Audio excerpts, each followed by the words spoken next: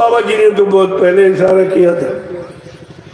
सन 1980 से बराबर संकेत दे रहे हैं कि आगे का समय बहुत खराब, बहुत थोड़े लोग बच पाएंगे कुदरत की मार से। कितना बड़ा इशारा था। ये जमीन, दुकान, मकान, ये शहर, कस्बे, गांव, ये सब खाली पड़े, कोई रहने वाला नहीं होगा। अब तुम आज 1 इंच जमीन पे झगड़ा करते हो, तुम्हें नहीं मालूम तुम जमीन पर रह पाओगे, या जमीन तुम्हारी थी कि तुम्हारी है कि तुम्हारी रहेगी। न पहले थी, न अब है, न आगे रहेगी, क्योंकि तुम ही नहीं रहोगे।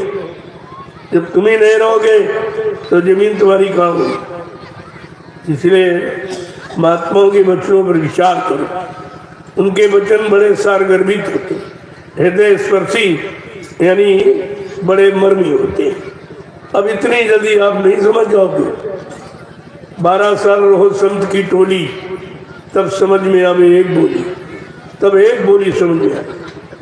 इतनी हेर फेर की, इतनी इशारों की भरी होती है। इसीलिए कलयुग के जीवों पर विशेष दया हुई है। उसको 72 वर्ष का समय सुनने समझने के लिए दिया।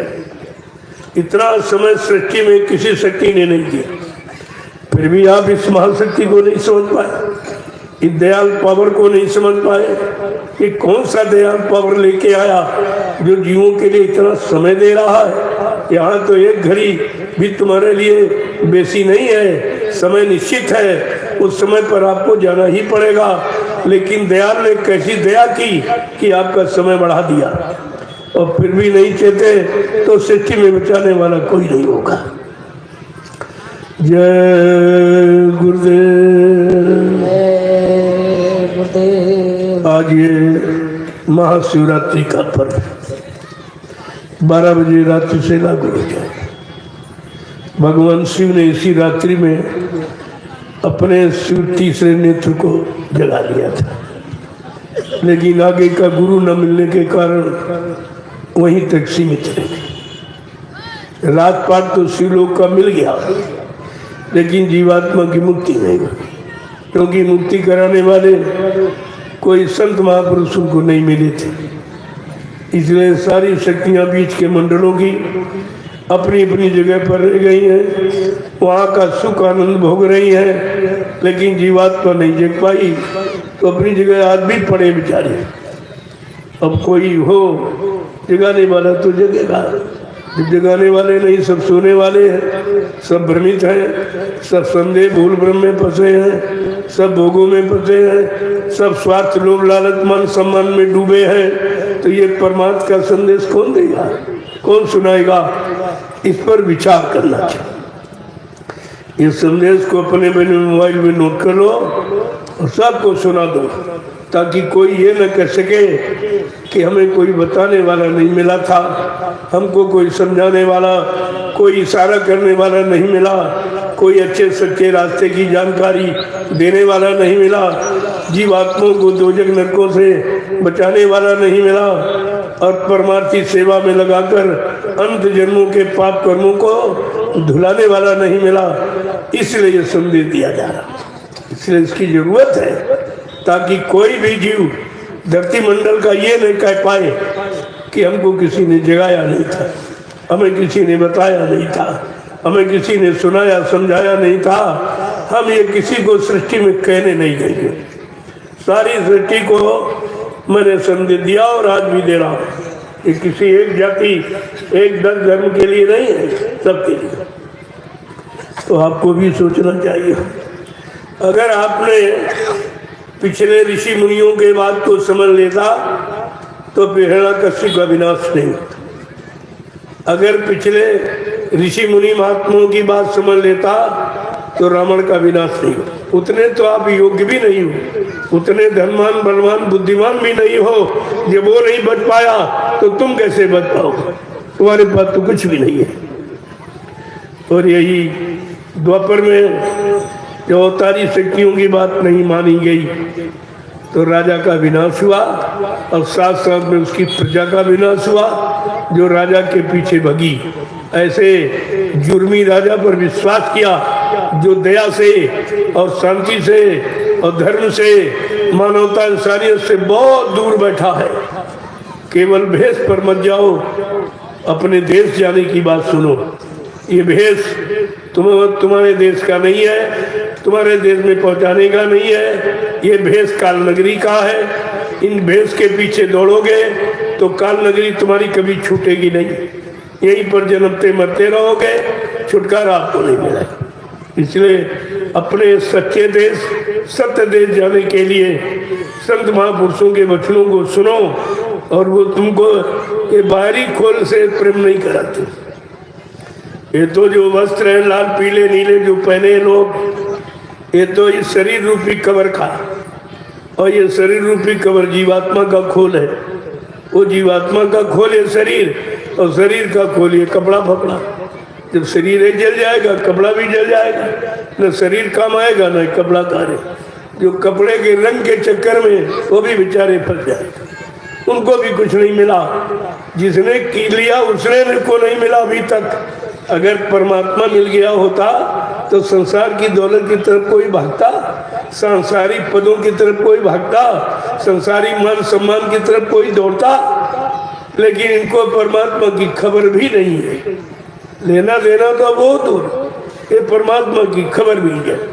किताबें पढ़कर कोई महात्मा बन नहीं सकता, और किताबें किसी को महात्मा बना नहीं सकती। ये दोनों चीजें, महात्मा बनने के लिए कोई महान आत्मा मिलनी चाहिए जो सारे देश को जगा दे, सारे देश को होश में ले आए, और सबको सच्चे धर्म कर्म, मानवता इंसानियत, प्रेम प्यार मोहब्बत सेवा दया सदाचार परमात्मा की यादगार करा दी।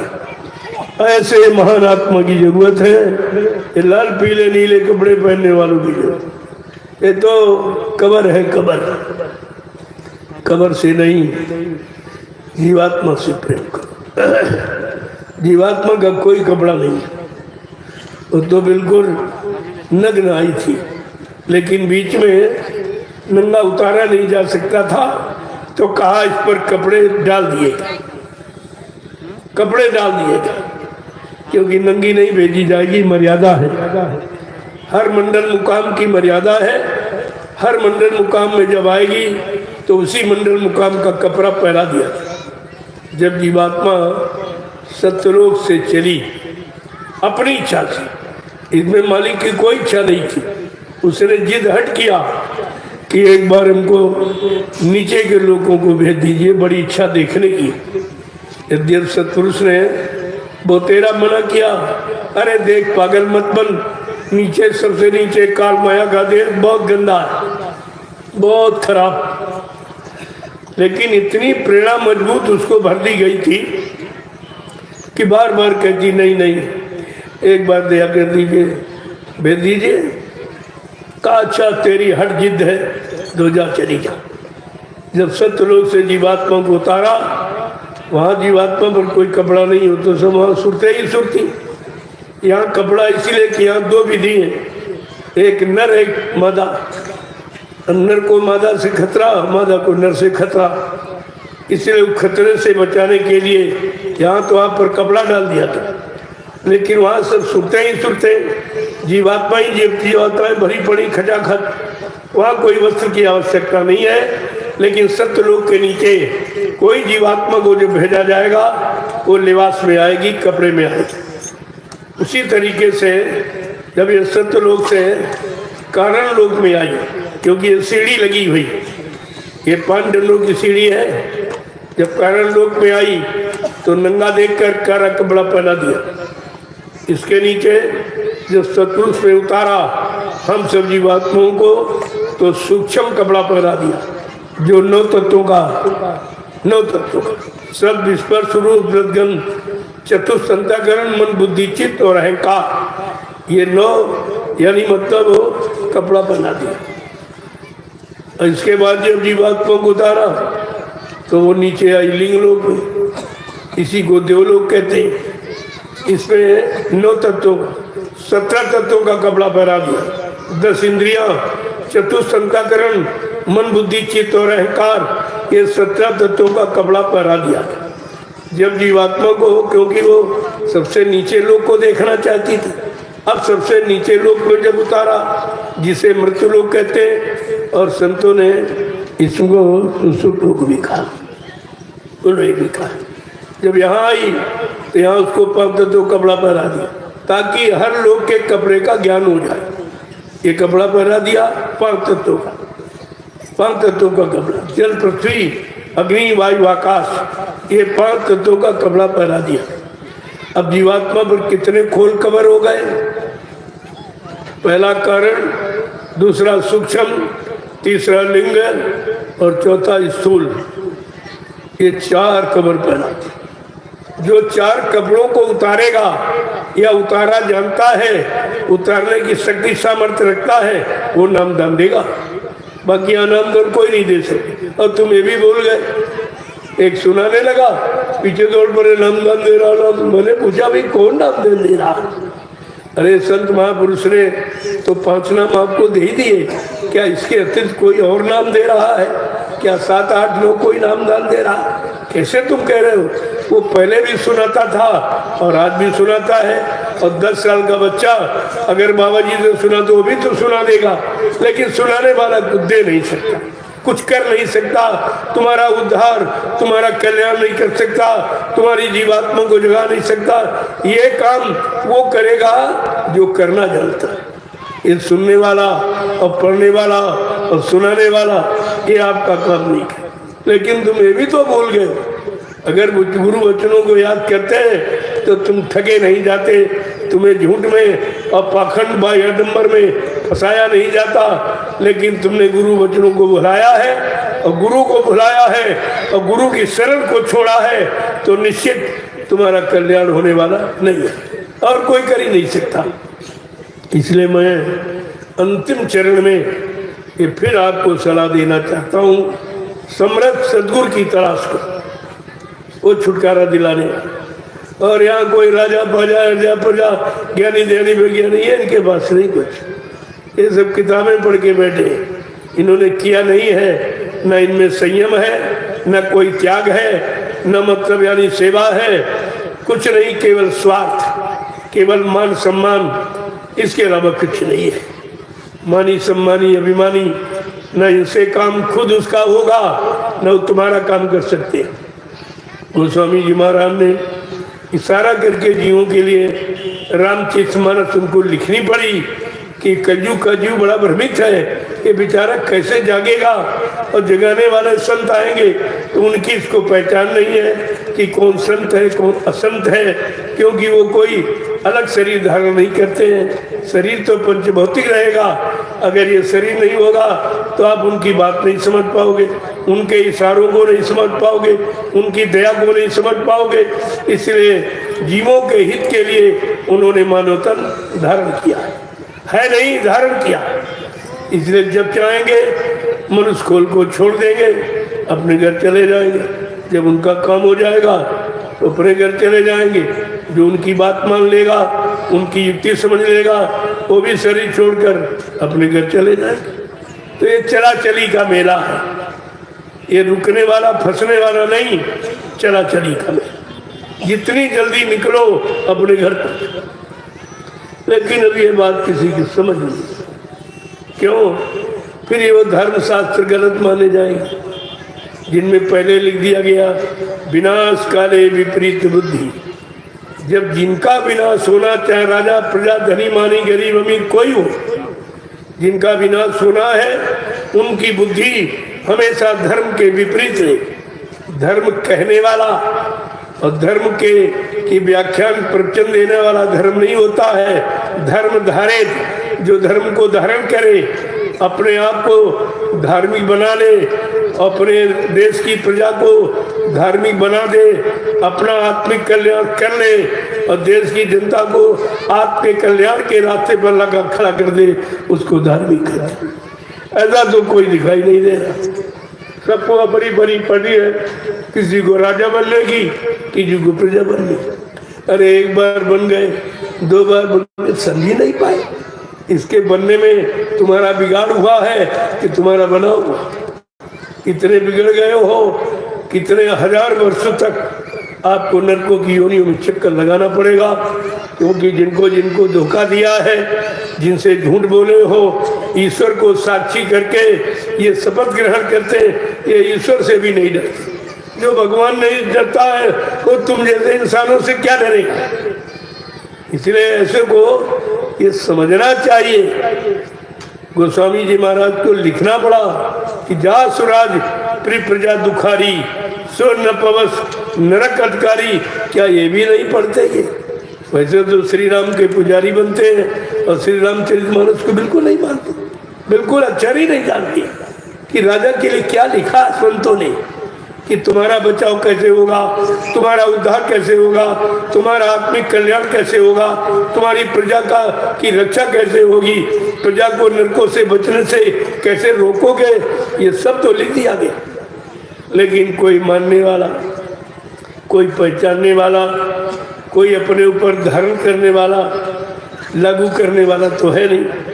दूसरों को सुनाने वाले तरह तरह के बातों पर चल, और है कुछ है ढोल की भीतर पोल, कुछ एक भी वचन उनके पास नहीं है। इसलिए स्वतः ये काल के देश में कभी बच नहीं सकते, यही आते जाते रहेंगे, मरते जन्मते रहेंगे, इनका छुटकारा कभी नहीं होगा। ऐसे लाखों लाख बड़े बड़े राजे महाराजे बादशाह धनी मानी आज भी नरकों में पड़े जमराजों की जूतियों की मार खा रहे कि इन्होंने अपने आप को जगाया नहीं था, अपनी आत्मा का कल्याण कर नहीं पाए।